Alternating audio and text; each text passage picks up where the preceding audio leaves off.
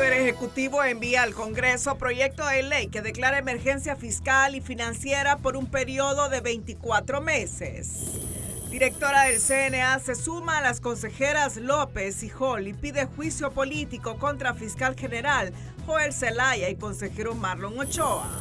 Secretaría de Educación denuncia contratación de personal supernumerario de manera irregular y a su antecesor por autoasignarse plaza.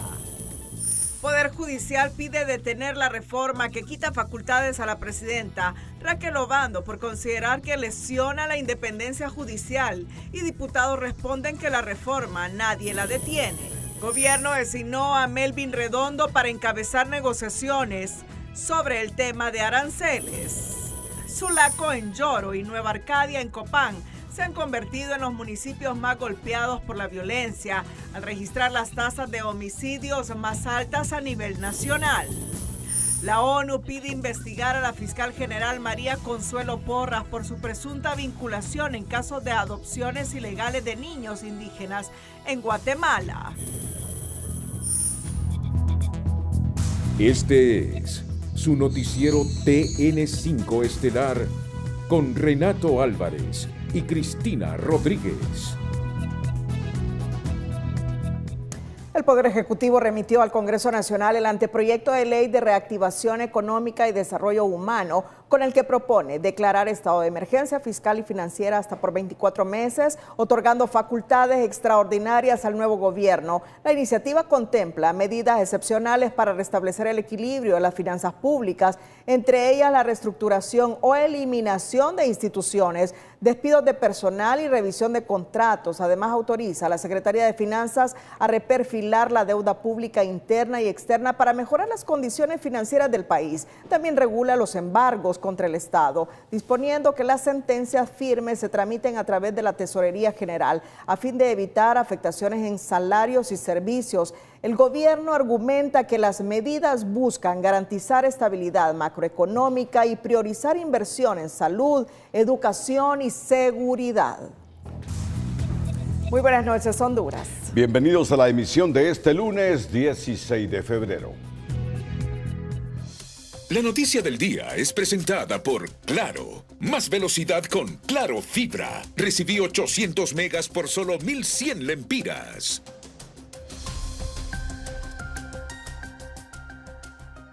A través del anteproyecto de ley de reactivación económica y desarrollo humano, el Ejecutivo busca declarar emergencia fiscal y financiera. Argumenta que más de 27,000 millones de lempiras en deuda flotante y embargos judiciales mantienen las finanzas en números rojos. Sin embargo, economistas advierten que la medida podría generar incertidumbre, mientras exfuncionarios aseguran que no existe un escenario de colapso. El Ejecutivo plantea la aprobación de una emergencia fiscal y financiera bajo el argumento de que los embargos judiciales por más de 3,000 millones de lempiras y una deuda flotante de 24,000 millones han dejado en números rojos la cuenta única del Tesoro. Han habido ataques repetitivos al Tesoro con el tema de los embargos y hay una deuda flotante que sobrepasa los 24,000 millones de lempiras.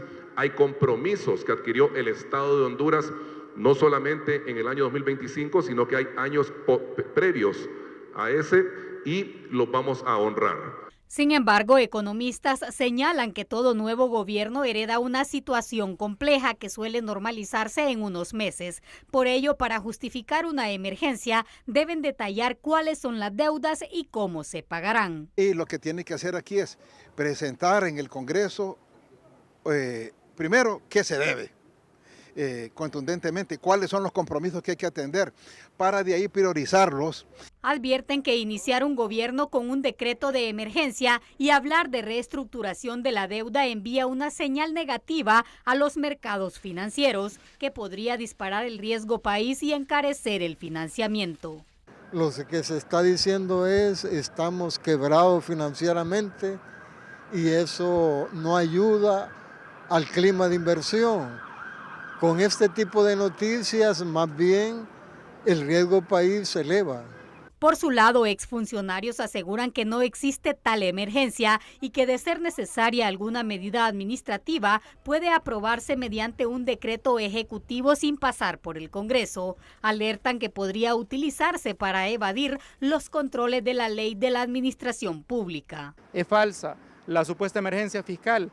Para nosotros, esa emergencia fiscal lo que busca es justificar despidos masivos, cierre de instituciones públicas, el recorte de cerca de 15.000 millones de lempiras y el comienzo de una privatización desmedida. En la ley no miramos nada de desarrollo humano y sí una intención manifiesta de afectar los derechos laborales de los trabajadores del sector público. La emergencia fiscal abre un debate técnico sobre el manejo de las finanzas del Estado y a su vez una discusión política sobre los alcances y las verdaderas intenciones de la medida.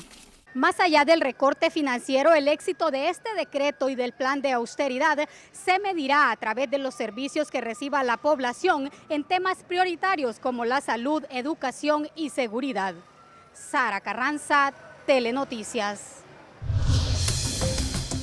El problema es de tal magnitud que la secretaria de Educación, Ivette Arely Argueta, denunció que la administración anterior dejó una sobrepoblación de más de 5,000 empleados entre docentes y personal administrativo. A pesar de ello, el año escolar inicia con un déficit de 11,000 maestros, dejando a miles de estudiantes sin atención. Autoridades de la Secretaría de Educación confirmaron este lunes que la administración anterior dejó una sobrepoblación de más de 5,000 empleados entre docentes y personal administrativo.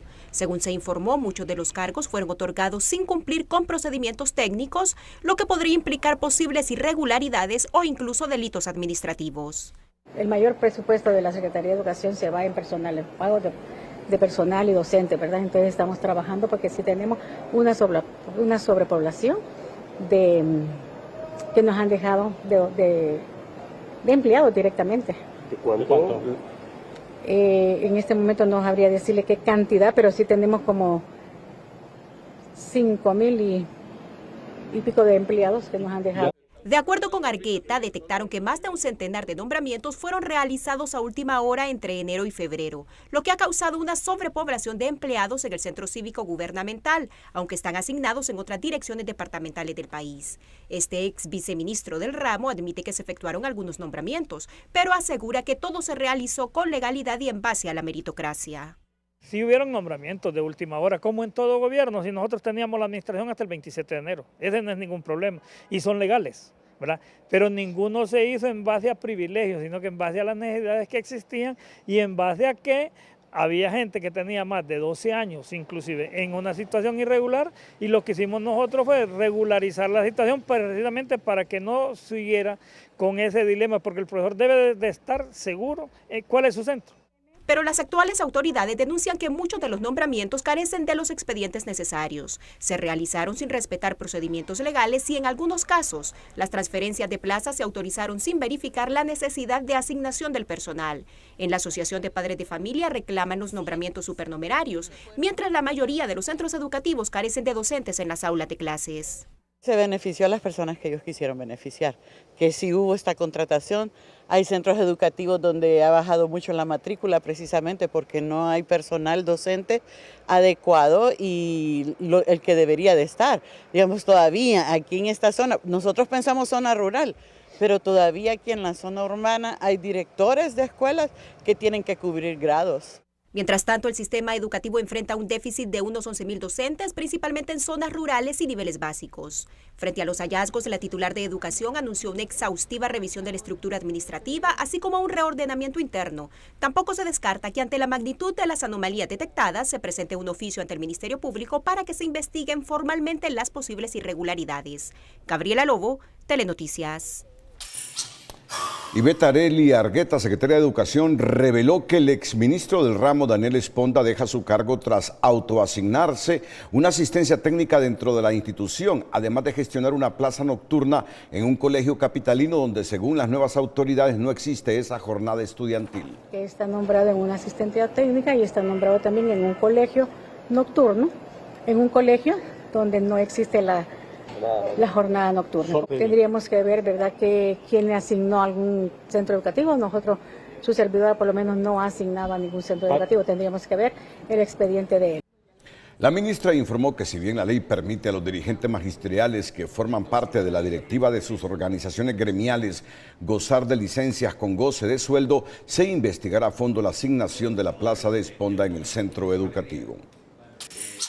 La empresa hondureña de telecomunicaciones presentó su informe del cuarto trimestre de 2025, en el que registra un resultado presupuestario desfavorable de 262 millones de lempiras y pérdidas acumuladas de 682 millones en comparación con 2024, atribuidas a la disminución de servicios telefónicos. En quiebra hace ya varios años. Y en el periodo pasado, en el gobierno pasado, ustedes recordarán que el gerente, por ejemplo, entre otras cosas, celebraba que podía pagar mensualmente la planilla de empleados. Que por cierto, ese es uno de los problemas más grandes que puede tener una empresa moderna de telecomunicaciones que quiere competir en un mercado tan dinámico como las telecomunicaciones. La empresa, si verdaderamente se quiere recuperar, tiene que emplearse una estrategia de eficiencia, de competitividad, de disminución de costos excesivos y de aprovechamiento de los recursos que tiene. Tiene espectro radioeléctrico asignado por 40 MHz para telefonía móvil, por ejemplo, pero no los utiliza. Y es que le falta la capacidad de toma de decisiones ágil, que ese es uno de los problemas también que tiene que revisarse, el potencial cambio de la ley de Hondutel. Analistas señalan que las nuevas autoridades deberán impulsar una transformación estructural que permita mejorar la eficiencia administrativa y la sostenibilidad financiera de Hondutel.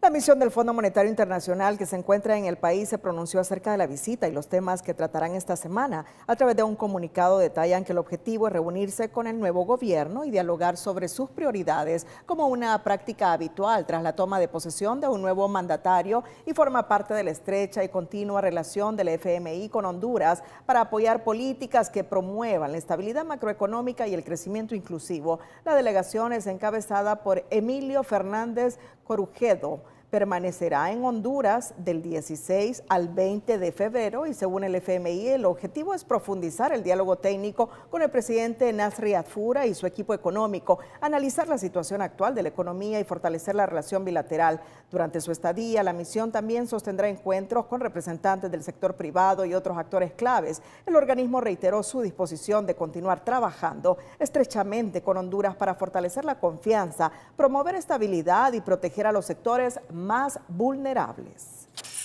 Respecto a la visita del Fondo Monetario Internacional, el presidente del Banco Central y el secretario de Finanzas se pronunciaron en los mismos términos que la misión, detallando que esta visita es exploratoria, por lo que no habrá una revisión del acuerdo ni desembolso de crédito, sino un proceso preliminar para presentar a los nuevos funcionarios, intercambiar información y conocer las cifras económicas más recientes del país. Anunciaron que se mantendrá el acuerdo vigente, pero se cambiarán algunas metas. Primer encuentro con el propósito de establecer un diálogo inicial entre el gabinete económico del gobierno del presidente Adfura y avanzar en un intercambio técnico sobre temas de interés económico y también financiero.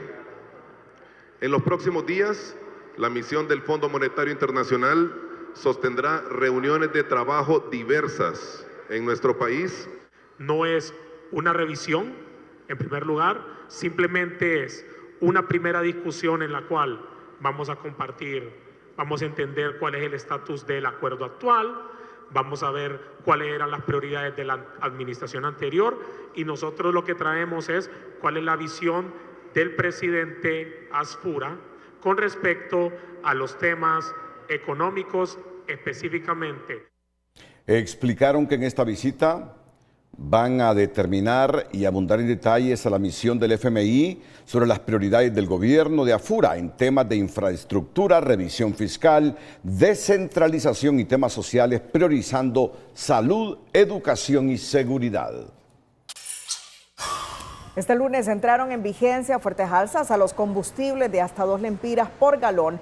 Y según los expertos en el tema, los incrementos continuarán en menor medida y explican que se debe a factores climáticos y geopolíticos, así como a la oferta y demanda del crudo en el mercado internacional. Temas políticos, temas de inventario, temas de oferta y demanda, temas climáticos, como en el caso del diésel y el querosén, que son productos que son utilizados para calefacción y que históricamente para esta época siempre aumentan de precio. ¿Qué va a suceder en las próximas semanas? Pues nosotros estamos haciendo análisis como sector gasolinero de esa proyección, y lo que nos arroja, lo que nos indica, por lo menos hasta ahora, es el hecho de que probablemente sigan los aumentos, pero en una menor proporción. Según Silva, los factores que están influyendo en los precios son externos, por lo que en el país se deben buscar medidas de ahorro. Atentos porque el país requiere de recursos. Es una tarea desafiante, compleja, la que tiene la administración AFURA, que prioriza 3 sectores: salud, educación y seguridad. Miren, en el Seguro Social la situación sigue siendo compleja. En el Seguro Social, falta de insumos como gasas, jeringas y guantes. Y lo estamos viviendo en este momento. Los detalles a profundidad aquí en el Noticiero Líder en unos minutos.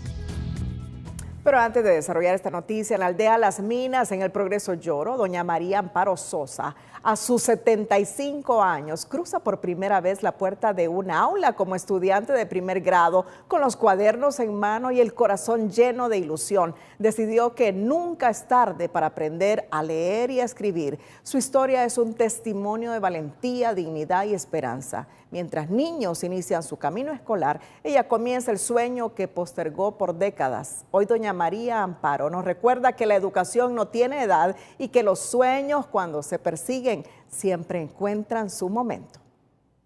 La noticia positiva es presentada por Tigo. Todo el mundial solo en Tigo. Contrata Tigo Total con 150 megas de internet, 2 cajas de TV y plan móvil de 40 gigas por solo 1,100 lempiras. Con paso lento pero firme en la aldea Las Minas del Progreso Lloro, María Amparo Sosa, de 75 años, recorre más de 1 kilómetro. Su destino es la Escuela Cristiana Las Águilas, donde sorpresivamente se matriculó en primer grado. Su meta es clara: conquistar aquello que la vida le negó en su infancia, leer y escribir. Y es bonito aprender uno, que ya viejito pero va a aprender. Y bueno, ya si nadie lo engaña a uno con los vueltos. Y bueno. ¿Y por qué no entró cuando era niña? Porque no me gustaba, no me gustó, me fui para la casa. Dejé la maestra sola. Ahora sí de la... Su deseo de aprender a leer y escribir es tan firme como su voluntad de aprovechar cualquier ayuda que se le brinde. ¿Y usted ve bien? ¿No tiene ningún problema de visión? No, yo bien miro. Y ahí miro las letras y todo. Y si alguien le quiere ayudar, también puede venir aquí. Sí, puedo venir aquí a que me ayuden, sí. ¿Cuáles son sus mayores necesidades para que le ayuden? Bueno, yo quisiera que me ayudaran con la casita, con los alimentos. En un gesto de gratitud, la anciana no solo asiste a clases, sino que también se ha convertido en una presencia constante de amor y respeto, mientras los dueños de la escuela, pastores evangélicos y los maestros le dan clases personalizadas 3 días a la semana. Por ejemplo, si ella viene ahorita, en el caso que no está la rectora, entonces está la administradora. Si la administradora tampoco puede atenderla por alguna razón, pues sale la directora o sale una de nosotros a atenderla. Le preguntamos la lección, le aplicamos trabajo, vemos que ella comprende el trabajo y listo, ella se va bien contenta. La historia de doña María Amparo Sosa es una motivación para todos aquellos hondureños que creen que no se puede. Desde Las Minas, el Progreso Lloro, Orlin Martínez, Telenoticias. Hay nuevos funcionarios en el engranaje administrativo. Hoy ha sido juramentada Leda Lisset García como secretaria de Estado en los despachos de Derechos Humanos. Leda García como secretaria de Estado en los despachos de derechos humanos. También en Casa de Gobierno han tomado promesa de ley las autoridades del Instituto Hondureño de Transporte Terrestre. Ha sido nombrado como comisionado presidente Emilio Josué Maldonado, acompañado por los comisionados Ana Belinda Valenzuela y Maynor Edgardo Canales. De igual manera, asumió sus funciones Elmer Rodríguez Zelaya como secretario del Instituto Hondureño del Transporte Terrestre. Tarea titánica la que tiene enfrente el gobierno de ADFURA con tantas instituciones en crisis como el Instituto Hondureño de Seguridad Social, donde miles de afiliados esperan cirugías suspendidas por falta de insumos como gasas, jeringas y guantes. Autoridades informaron a TN5 que se elaboran más de 600 órdenes de compra para restablecer el abastecimiento. La incertidumbre volvió a apoderarse de los afiliados del Instituto Hondureño de Seguridad Social. Pacientes que esperaban por una llamada para confirmar su cirugía recibieron la noticia de una nueva suspensión por falta de insumos médicos. Que me hagan mi cirugía porque yo ya tengo todo listo. ¿Cómo se ponía a creer que yo tengo ya mi sangre, todos mis exámenes, todo, solo para que me digan ya? Y que me vengan a decir que no me la van a hacer, voy a venir a hacer otro gasto.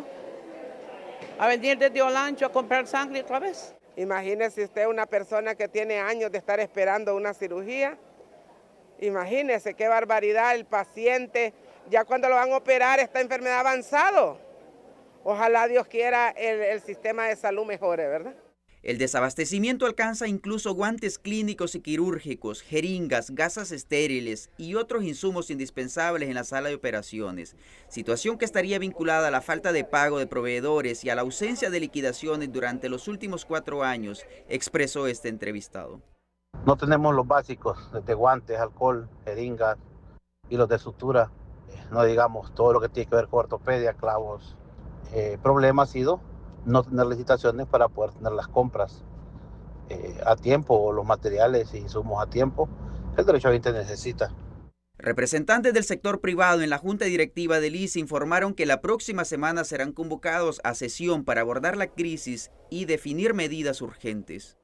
Más tardar la próxima nos van a estar convocando para tratar esa enorme agenda que hay dentro del Seguro Social.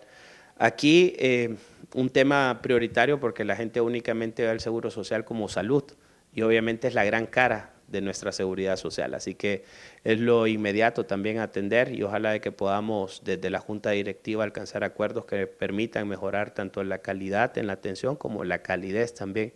La situación no solo retrasa tratamientos, también amplía la lista de espera y profundiza la angustia de quienes dependen exclusivamente del Seguro Social. TN5 se comunicó con el director de la institución y reveló que estaban elaborando 600 órdenes de compra para frenar la crisis. El clamor de los pacientes es claro, piden solución a los problemas de inmediato. Algunos llevan meses o años esperando por una cirugía, mientras la cuota se les sigue deduciendo puntualmente. Danilo Hernández, Telenoticias. Ha sido reelecto en la presidencia del Colegio Médico el doctor Samuel Santos y dice que está listo para plantear propuestas al gobierno y mejorar la salud.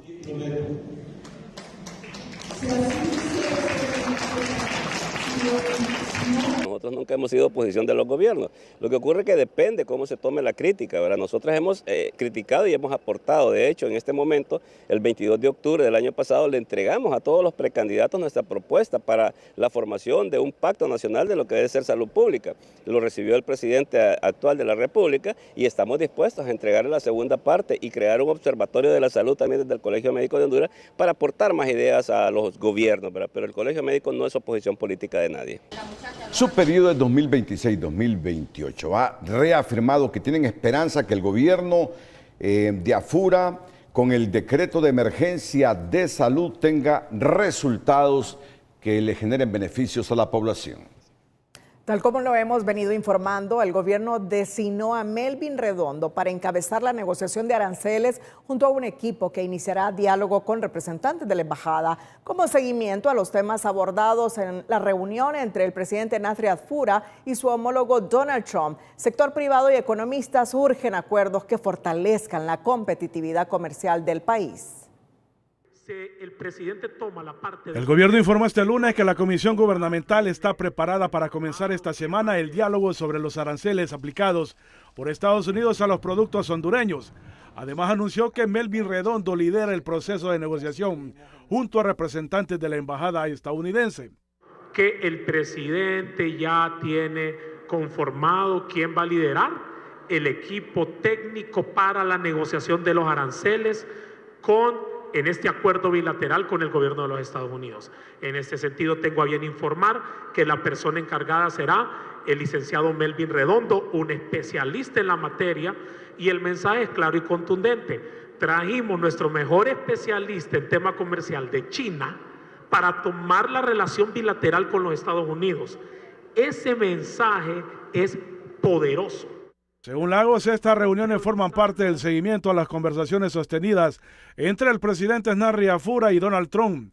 Cabe destacar que el gobierno estadounidense impuso un arancel del 10% a algunos productos agrícolas y del 25% a los arneses, una medida que, según la presidenta del sector privado hondureño, coloca al país en desventaja frente a Guatemala y El Salvador, naciones que ya superaron esa situación. Eso es algo que tiene claridad el presidente, ¿verdad? Y él creo que lo tocó en su viaje a Estados Unidos y ojalá pues que se pueda mejorar, sobre todo como decía usted, en el tema de arneses para vehículos, ¿verdad? Que están teniendo un fuerte arancel y al final pues esto nos saca de competitividad en la región centroamericana. Durante un viaje a Panamá el pasado 10 de febrero, el secretario de Finanzas, Emilio Hércules, afirmó que tras la reunión en Mar-a-Lago se alcanzaron acuerdos que se concretarán de forma gradual para fortalecer el intercambio comercial con Estados Unidos. El funcionario señaló que el objetivo es revisar el tema de los aranceles y hacer más competitivo a Honduras, impulsando el desarrollo económico y generando oportunidades laborales para evitar la migración. Esa misma visión tiene este expresidente del Colegio de Economistas. No es crucial porque hay que recordar que una de las mayores fuentes de ingresos de divisas del país por exportaciones es la maquila. El avance de estas negociaciones será determinante para reducir la desventaja comerciales del país y fortalecer su presencia en los mercados internacionales en un momento clave para la estabilidad económica y la generación de empleo. Mariolanda, Telenoticias. Los sectores agroalimentario y agroindustrial se reunieron con representantes del nuevo gobierno para exigir objetivos claros que impulsen la producción nacional. Además, plantearon obstáculos que afectan al sector y pidieron garantizar seguridad jurídica para fomentar la inversión.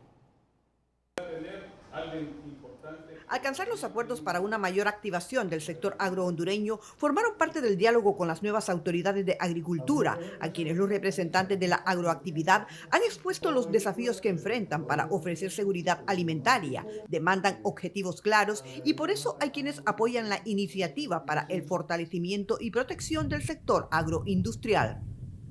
Esa ha sido una de nuestras propuestas. En términos generales, creemos que la ley de fomento agroindustrial podría consolidar no solamente la producción básica propiamente, sino la parte de exportación, porque ya pasó el tiempo en donde podíamos exportar materias primas. Este es el tiempo de exportar productos de valor agregado y eso requiere una nueva mentalidad, un nuevo diseño. La iniciativa va en términos generales, es mejorar en el tema de tramitología, quitar obstáculos, temas como que se acostumbra mucho en el país, tomas de carreteras, pierde la exportación, pierde productos perecederos, el tema de las invasiones, para ser redundativo. Hay muchas cuestiones que el gobierno tiene que destrabar para quitar obstáculos. Reiteran que las invasiones les preocupan. Representantes del sector palmero han indicado que al menos unas 20.000 hectáreas de palma se están perdiendo por este flagelo que también afecta a otros rubros productivos, pero además se han planteado otras necesidades. Estamos escuchando a todos los sectores, estamos tomando nota y estamos tomando acciones, porque lo que está ocurriendo en este momento es que hemos acordado en formar grupos de trabajo para cada uno de los temas y luego una reunión bimensual para poder dar seguimiento a los progresos que en cada uno de esos temas se estén logrando. Las autoridades de agricultura y ganadería dicen que con estos diálogos se buscan que surjan las acciones para abordar cada tema. Son 4 pilares en realidad, el tema de financiamiento que no es nada nuevo, igualmente el tema de seguridad jurídica, la parte jurídica, logística, que es importantísimo no solo para importar sino también para la exportación, y un ente sumamente importante que es una frontera que no la vemos, es la que autoriza la entrada y salida de productos, que es SENASA, que es sumamente importante fortalecerla para el sector agroindustrial. Y todo en aras de dinamizar la producción nacional, que es lo que precisamente están demandando los diferentes sectores productivos. Bueno, y en materia de infraestructura, la Alcaldía Municipal del Distrito Central habilitó este lunes una rotonda provisional en la salida al sur de la capital, a la altura de la Plaza Luarque. La medida, asegura el gobierno, será provisional. Si funciona, la mantendrán. De lo contrario, no, informó el gerente de Movilidad Urbana, Marco Carrasco. Es de recordar que durante la administración de Jorge Aldana, la rotonda construida en el periodo de Narri Afura fue demolida por considerar que generaba gran parte del congestionamiento vehicular en esa zona. Su instalación reabrió el debate entre conductores, quienes reaccionaron con molestia. El secretario de la CID, Aníbal Erler, explicó este lunes que los proyectos viales de la actual administración se construirán con el material que determinen los estudios técnicos, ya sea asfalto o concreto hidráulico, según las condiciones del terreno y la ubicación de cada obra. De manera técnica, no es antojadiza. Usted aquí, por ejemplo, puede ver una plasticidad distinta, aquí puede tomar una decisión en base al tráfico, puede construirla de asfalto, puede construirla de concreto, pero tiene que ser una decisión técnica tomada según las necesidades de la zona. Puede haber proyectos de asfalto, puede haber proyectos de concreto, pero lo importante es que satisfagan la necesidad. Cada una de ellas tiene que ser en base a los estudios previos, por eso le digo, decisiones técnicas basadas en estudios que nos lleven a la superficie de pavimento que ocupamos. El funcionario, quien supervisó el reinicio de obras de pavimentación en varios sectores de la capital que estaban paralizados por falta de pago, informó además que en las últimas horas se cancelaron más de 1.400 millones de lempiras a empresas constructoras, lo que garantiza la continuidad de proyectos en distintas zonas del país. En reunión entre el presidente Adfura y autoridades del Consejo Hondureño de la Empresa Privada, el tema central fue la situación de los puertos del país.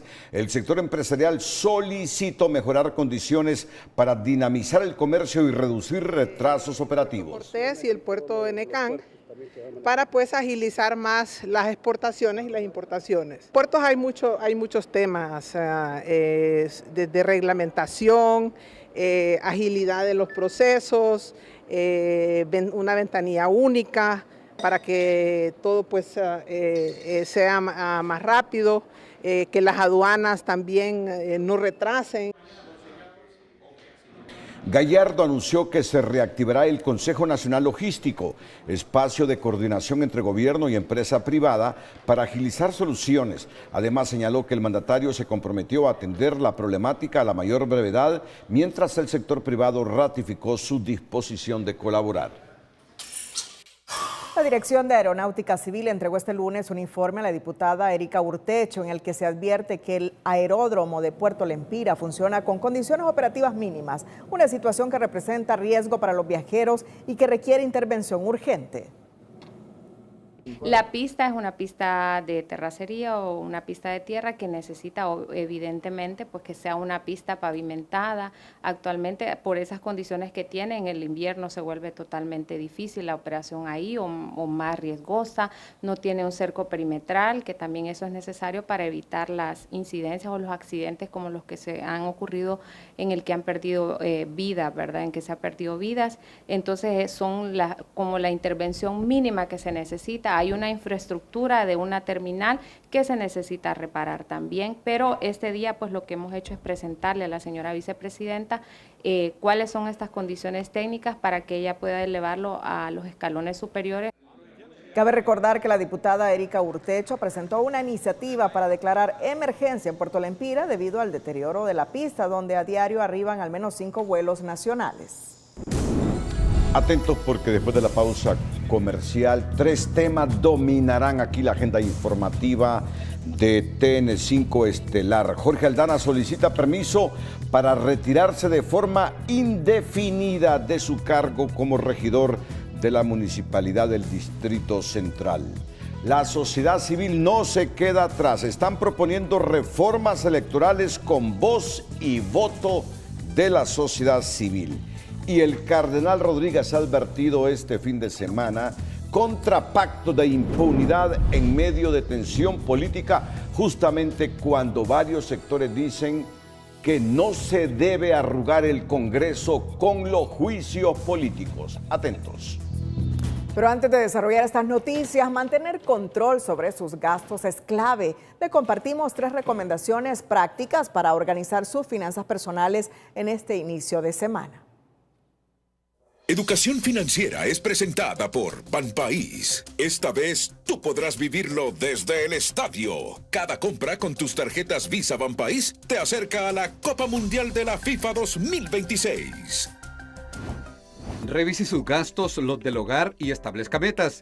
¿Qué tal hacer un balance mensual de sus finanzas personales y familiares? Puedes idear en familia algunas formas de disminuir gastos, establecer metas y celebrarlas al fin de mes con una cena o una noche de cine. Reevalúe la importancia de algunos gastos. Inicie con pequeños cambios como comprar menos comida en la calle o desplazarse en bicicleta o a pie. Eso puede significar una gran diferencia en el control de su presupuesto. Examine su endeudamiento y tome decisiones. Haga una lista de las deudas que provienen de créditos, préstamos y tarjetas de crédito. Busque su tranquilidad financiera a través de refinanciaciones o la búsqueda de mejores condiciones.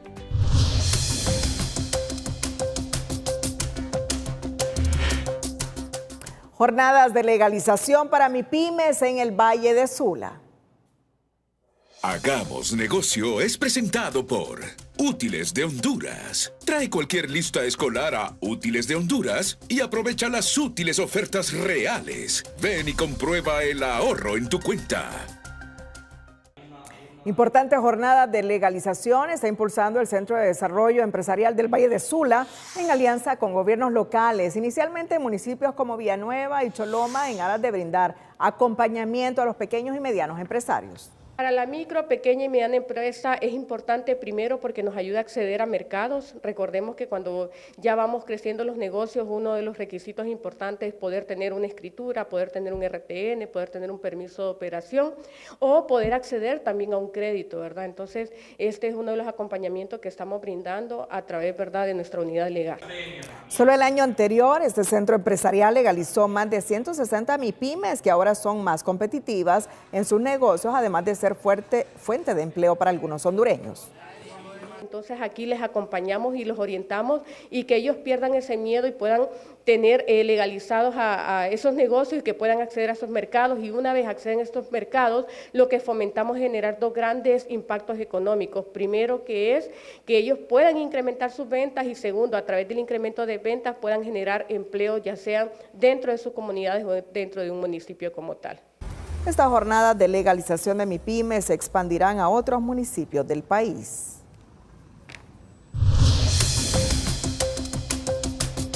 El exalcalde capitalino Jorge Aldana presentó en las últimas horas una solicitud formal ante la Corporación Municipal del Distrito Central para ausentarse de manera indefinida y sin goce de salario de su cargo como regidor, argumentando motivos personales. En caso de generarse vacantes de forma permanente o de forma indefinida, pues estará sujeto para que a través del Poder Ejecutivo, específicamente a través de la Secretaría de Gobernación, Justicia y Descentralización, se pueda efectuar el nombramiento del sustituto.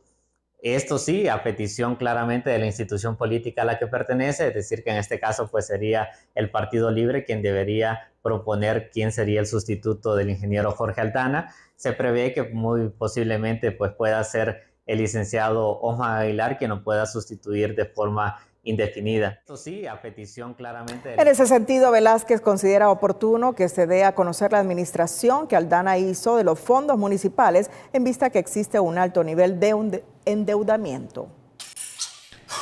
En los primeros encuentros de la Comisión Especial del Congreso Nacional, representantes de 4 de los 5 partidos políticos alcanzaron acuerdos preliminares para impulsar reformas que permitan integrar los órganos electorales con participación directa de la sociedad civil, con voz y voto, mientras que los partidos tendrían participación con voz, pero sin voto. Y la tranquilidad que tienen en este momento, para mí pasa porque se están dando esos acuerdos y esas negociaciones. Entonces, lo que hay que dejar claro es que el fiscal no representa a un partido político. Por ahora no hay consenso sobre la propuesta de segunda vuelta electoral.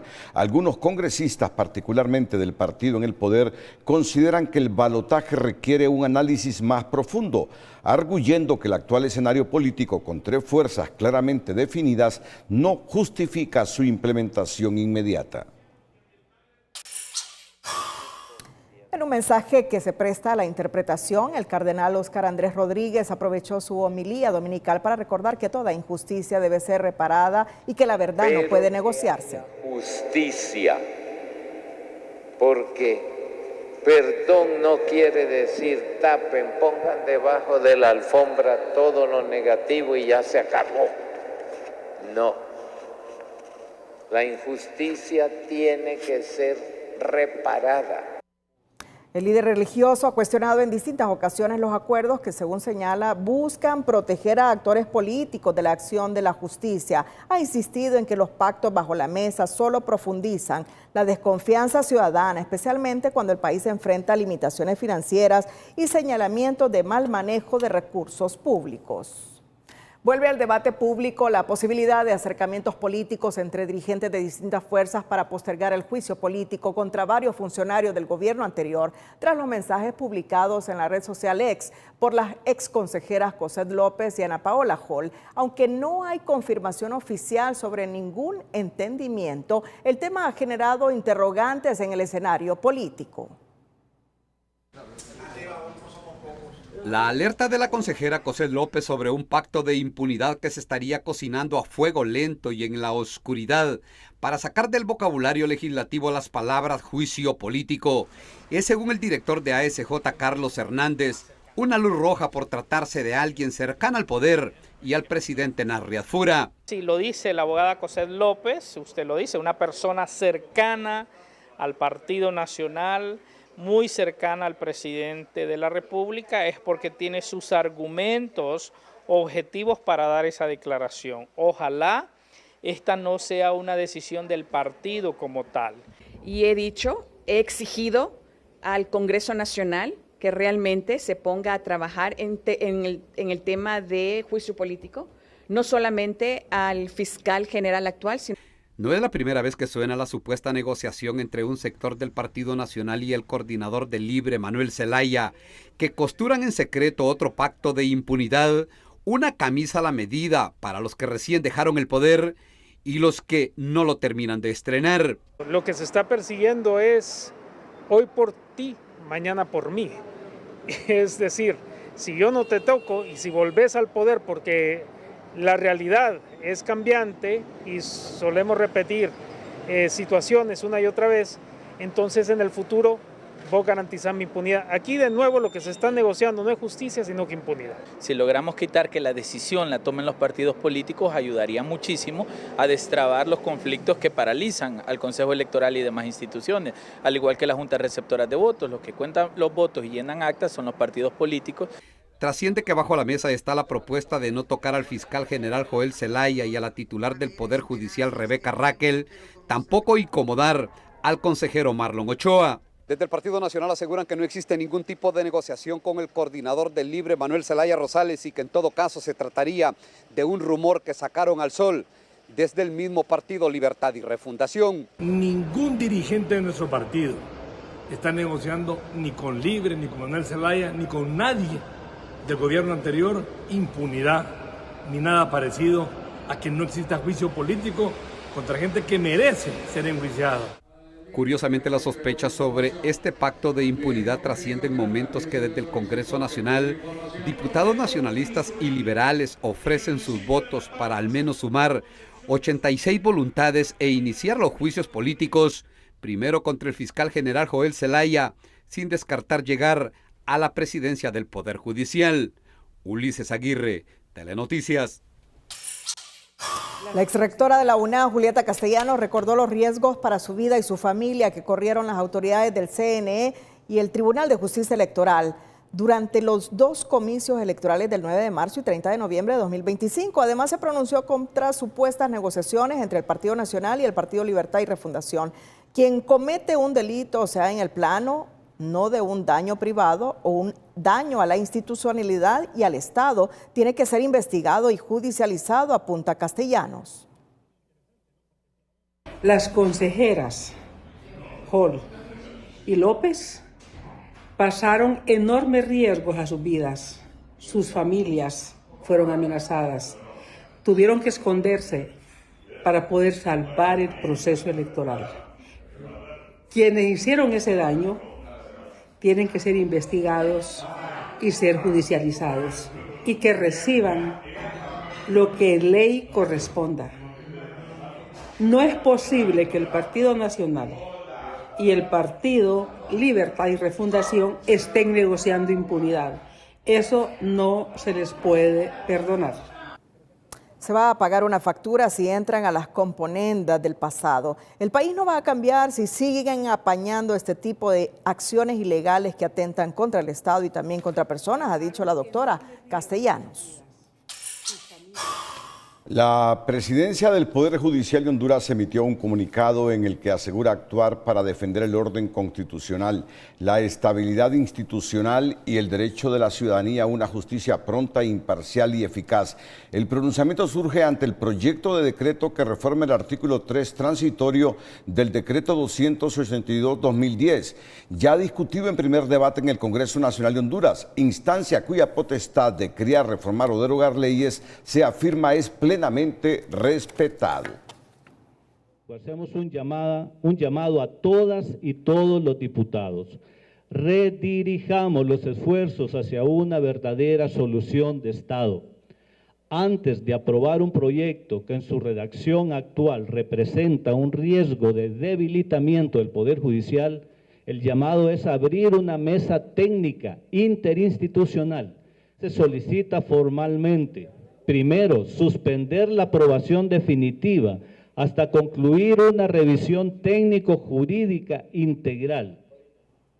Segundo, instalar de inmediato una mesa técnica interinstitucional con participación del Congreso Nacional, por supuesto, del Poder Judicial, especialistas en Derecho Constitucional y Administrativo y actores técnicos del sistema de justicia. En el documento se advierte que la reforma podría afectar la independencia judicial y propone suspender la aprobación definitiva, instalar una mesa técnica interinstitucional y revisar integralmente el texto antes de avanzar. Entre las solicitudes formales se incluyen detener el trámite legislativo, conformar una mesa técnica, discutir una nueva ley del Consejo de la Judicatura y garantizar que cualquier cambio fortalezca y no debilite la autonomía judicial.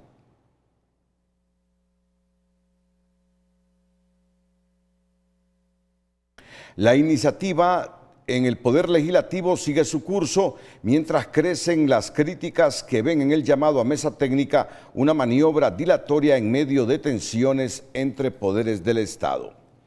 Bueno, ¿cuál es la problemática aquí? La reforma legislativa no se va a detener y quedará aprobada esta semana, asegura la diputada liberal Luz Ernestina Mejía respecto al decreto que busca retirar potestad de nombramientos, ascensos y traslado de funcionarios judiciales a la presidenta Rebeca Raquel Obando y dar participación al Pleno de Magistrados mientras se procesa a nombrar un nuevo Consejo de la Judicatura y la carrera judicial. Las reacciones no se hicieron esperar tras el comunicado emitido por la Presidencia del Poder Judicial en el que solicita suspender la aprobación legislativa de la reforma al artículo 3 transitorio del Decreto 282-2010. Desde distintos sectores se cuestiona que el llamado a instalar una mesa técnica pueda convertirse en una maniobra dilatoria frente a una decisión que compete exclusivamente al Congreso Nacional. Esta reforma que se ha impulsado por parte del diputado Francis Cabrera ya ha sido aprobada en primer debate y va a continuar siendo, creemos que finalizará esta semana.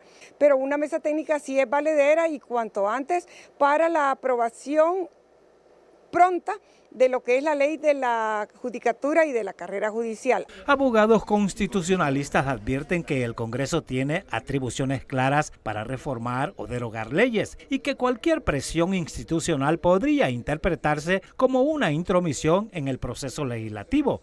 ¿De qué independencia estamos hablando? ¿De qué independencia judicial? Estamos hablando de la independencia judicial que se prestó a la manipulación y a la instrumentalización de la acción penal pública selectiva para derrumbar y devastar las instituciones democráticas republicanas. De esa independencia y de esos magistrados estamos hablando, porque si es de eso que estamos hablando y de los magistrados que no firman los fallos para devolverle las garantías constitucionales a todo un pueblo hondureño y lo mandaron a elegir a sus nuevas autoridades. Desde la Asociación de Jueces y Magistrados de Honduras sostienen que la discusión no debe centrarse en intereses personales, sino en fortalecer la transparencia en los nombramientos, traslados y ascensos dentro del sistema judicial. Además, seguir las recomendaciones de la Comisión Interamericana de Derechos Humanos, que conoce de al menos 42 movimientos irregulares realizados por la presidenta del Poder Judicial. El Poder Legislativo, que es el encargado de revisar leyes y de aprobar las mismas, que apruebe la ley del Consejo de la Judicatura sin ninguna injerencia de ningún tipo, siempre respetando la institucionalidad y la división de los poderes. La reforma sigue su curso en el Congreso y esta semana podría quedar aprobada con los votos necesarios. La directora de la Oficina Administradora de Bienes Incautados reportó este lunes el embargo del presupuesto de dicha institución por más de 90 millones de lempiras, mismo que supera el presupuesto asignado para su ejecución. Con esto OAVI podría tener la contratación de expertos, de ingenieros, de personal multidisciplinario en campo para poder determinar como consecuencia la situación de estos bienes.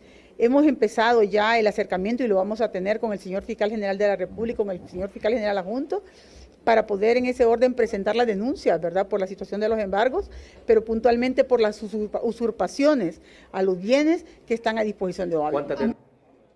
El ex titular de la OAVI respondió que su administración entregó la oficina en condiciones sólidas y se conocieron demandas por más de 1.500 millones de lempiras debido a la mala gestión de personas en la custodia de bienes incautados.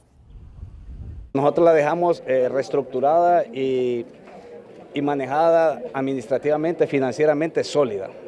Como le dije al inicio, será ella que va a determinar cuáles van a ser las medidas que va a tomar, porque es su responsabilidad, es su gestión, es su estilo. Cuenta con una vasta experiencia como fiscal y creo que eso le va a abonar para poder tomar las mejores decisiones. La Procuraduría General de la República y el Consejo Nacional Anticorrupción efectuarán un análisis para conocer las condiciones actuales de la OAVI. Además, se informó que el próximo miércoles se reunirán con los titulares del Ministerio Público para proceder con la recuperación de bienes. Dolor e indignación marcan a Catacama Olancho tras el hallazgo sin vida del ganadero Elmer Méndez, reportado como desaparecido desde el sábado 14 de febrero. Su cuerpo fue localizado en el sector de Quebrada Honda. Méndez era reconocido en la región por su labor en la compra y venta de ganado. Autoridades investigan el hecho. Y bajo ese manto de que la protección de Dios le dé fortaleza. Consternación en el departamento de Olancho por la muerte del ganadero Elmer Méndez. Tras ser reportado como desaparecido desde el sábado 14 de febrero, fue encontrado sin vida en la zona de Quebrada Honda, jurisdicción de Catacamas, luego de una intensa búsqueda. El día de ayer, ¿verdad? En horas de la mañana tuvimos en primera instancia la denuncia como desaparecido del joven Elmer Nicolás. Méndez. Lamentablemente, eso de las 5 de la tarde, 17 horas como lo conocemos, se nos informó por parte de algunos familiares que habían dado con la persona ya sin vida. Reconocido por su trabajo en la compra y venta de ganado, Méndez era muy apreciado entre sus compañeros, quienes lamentan profundamente su partida. Los olanchanos exigen justicia y piden a las autoridades que este caso no se quede engavetado para esclarecer lo sucedido. Y le pedimos a las autoridades que no se quede impune, no se quede engavetado como miles de casos que han quedado. Él fue muy dinámico en el tema puso en alto el nombre de Olancho. El hombre que fue apasionado por los caballos y el ganado, esta tarde fue sepultado en Bacadías, Catacamas, dejando consternación en todos los olanchanos. Alex Ordóñez, Telenoticias. El secretario de Seguridad expuso los ejes centrales del plan operativo que será aplicado en Honduras para disminuir los asesinatos, contrarrestar la extorsión, prevenir las muertes por accidentes de tránsito y mejorar la confianza ciudadana. El funcionario destaca una profunda reestructuración administrativa, eficiencia de recursos humanos y sobre todo la focalización en lugares de mayor incidencia. Creo que para ese estadio, ¿qué es? Obviamente hay varias acciones operativas, algunas de ellas tienen que ver con el control territorial de esas zonas, otras con actividades de prevención y de disuasión del delito, pero más especialmente estamos focalizados en identificar o utilizar la data, la información disponible para presentar mayor, efectividad en nuestras operaciones. Velázquez afirma como estrategia la división por departamento junto a la intervención territorial de municipios por su rango de peligrosidad, estimando como críticos los municipios de Nueva Arcadia, Copán, con una tasa de homicidio del 79.02 por cada 100,000 habitantes, Sulacoyoro con 69.45 y Santa Rita Copán con 64. El ministro de Seguridad fijó como meta del gobierno de Nasri Fura disminuir la tasa de homicidios por debajo de la media latinoamericana, siendo esta de 20 por cada 100,000 habitantes. 2 municipios del país se han convertido en los más golpeados por la violencia al registrar las tasas de homicidios más altas a nivel nacional, como son Sulaco y Nueva Arcadia, según datos de la Policía Nacional. Una situación que para los analistas está vinculada al avance del crimen organizado y las rutas del narcotráfico. Y esta realidad ha obligado a sus habitantes a cambiar su forma de vida en medio del temor y la incertidumbre. Atrás quedaron los días de tranquilidad y convivencia familiar en Sulacoyoro, cuya incidencia delictiva se salió de control a tal punto que ahora es el epicentro de los homicidios en Honduras, con una tasa de 69.45 por cada 100,000 habitantes, según datos de la Policía Nacional. Conocemos esos pueblos que son tradicionalmente fuertes en el arraigo familiar, pero algo pasó en Sulaco. Sulaco se ha conformado 2 grupos criminales enfrentándose, o más de 2 posiblemente, pero sobre todo uno que es el autor de todas estas actividades. La crisis de violencia originada de acuerdo a la autoridad policial por el narcomenudeo y la disputa entre grupos delictivos como el Cártel del Diablo obliga a sus pobladores a mantener ciertas precauciones. A las 6 de la tarde la mayoría se encierra para evitar ser víctima de la alta ola de criminalidad, que en apenas una semana y media de febrero ya cobró la vida de al menos 3 personas, entre ellos 2 primos. Aunque no solo Sulaco, también Yoro, El Progreso, Morazán y Olanchito, los municipios más desarrollados de ese departamento, figuran entre los 30 con mayor tasa de homicidios, lo que demuestra cómo los tentáculos del crimen organizado y el narcotráfico utilizan las zonas donde hay ausencia institucional, asegura el ex capitán de las Fuerzas Armadas, Germán Licona.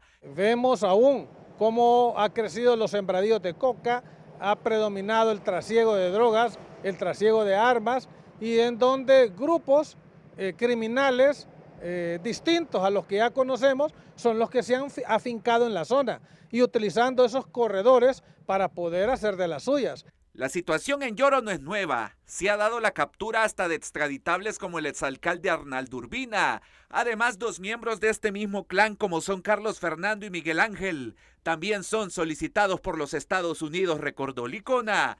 Al igual que Sulaco, el municipio de Nueva Arcadia, Copán, vive una realidad similar e incluso más sanguinaria, con una tasa de 79 homicidios por cada 100.000 habitantes.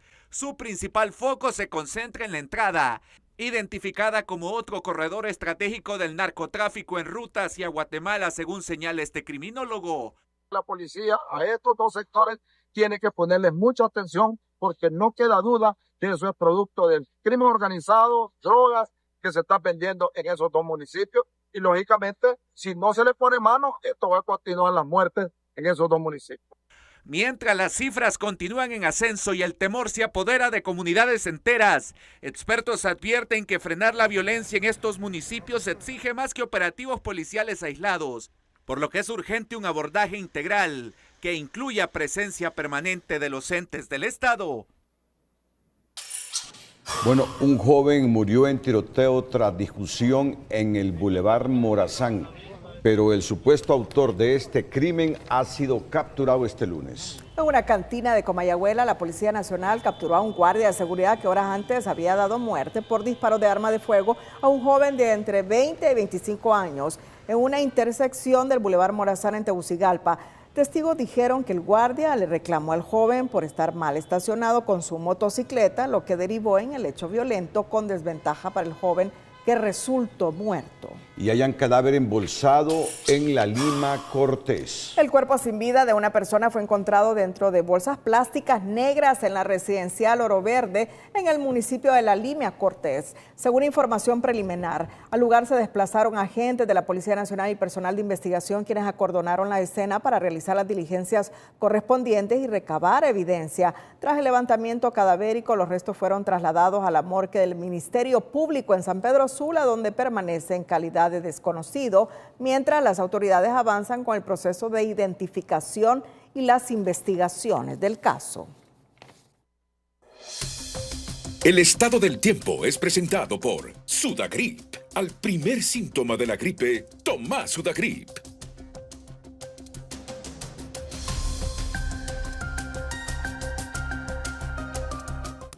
Hola, ¿qué tal? Qué gusto saludarles. Continúa alta contaminación cruzando en la parte alta de Centroamérica, Honduras, El Salvador y Guatemala con micropartículas contaminantes 2.5. Y es que con el tema de que se elevaron las temperaturas, también proliferan los incendios forestales en Honduras, cantidad de puntos de calor durante el fin de semana y que se extienden en este inicio de semana también. Y eso pues trae alta contaminación.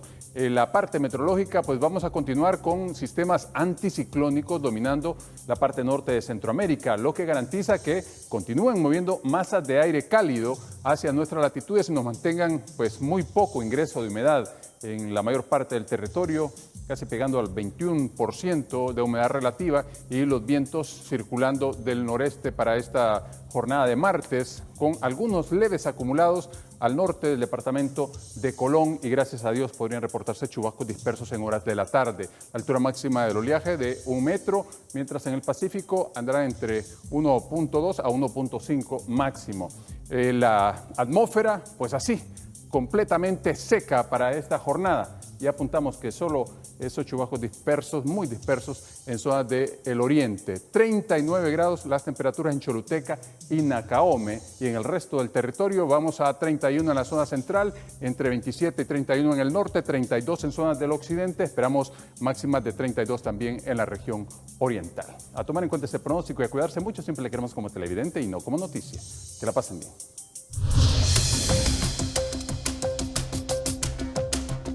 Cerramos la emisión estelar con las 5 de TN5. Feliz noche. Las 5 de TN5 son presentadas por Hospital Clínicas y Óptica Santa Lucía. 35% de descuento en aros seleccionados para niños y 25% de descuento en lentes. Directora del CNA se suma a las consejeras López y Hall y pide juicio político contra fiscal general Joel Zelaya y consejero Marlon Ochoa. Poder Ejecutivo envía al Congreso proyecto de ley que declara emergencia fiscal y financiera por un periodo de 24 meses.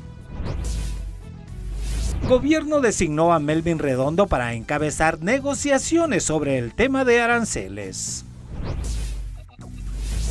Secretaría de Educación denuncia contratación de personal supernumerario de manera irregular y a su antecesor por autodesignarse plaza.